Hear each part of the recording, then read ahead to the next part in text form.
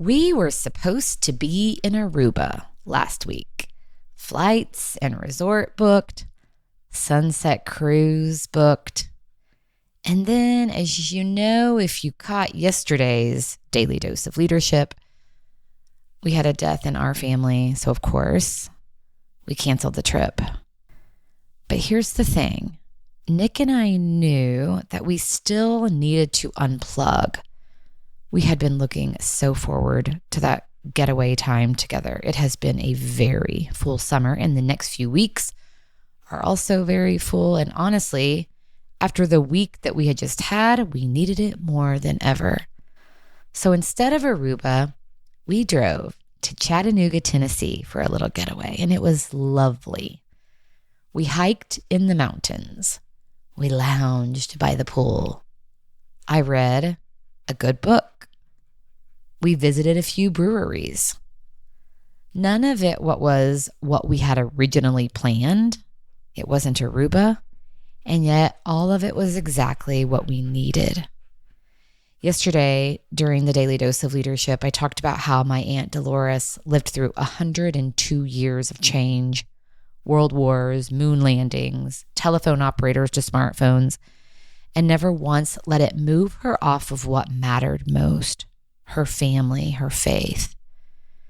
And then a few days after I officiated her funeral, I got to live a smaller version of the same lesson.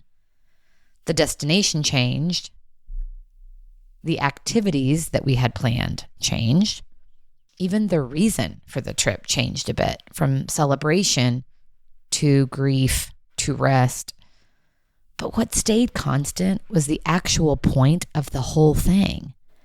Doing things that we love, getting renewed, and doing things we love together. That's the part that didn't need Aruba to happen. It just needed us. And I think leaders do this same trade constantly, don't we? The meeting gets canceled. The launch date moves. The plan you built for 6 months gets scrapped in a week. And it's easy to feel like you lost something real when the shape of it changes. But maybe the question worth asking is the one I found myself asking over the last few days. What was the trip actually for? What was this thing that is shifting? What was it actually for?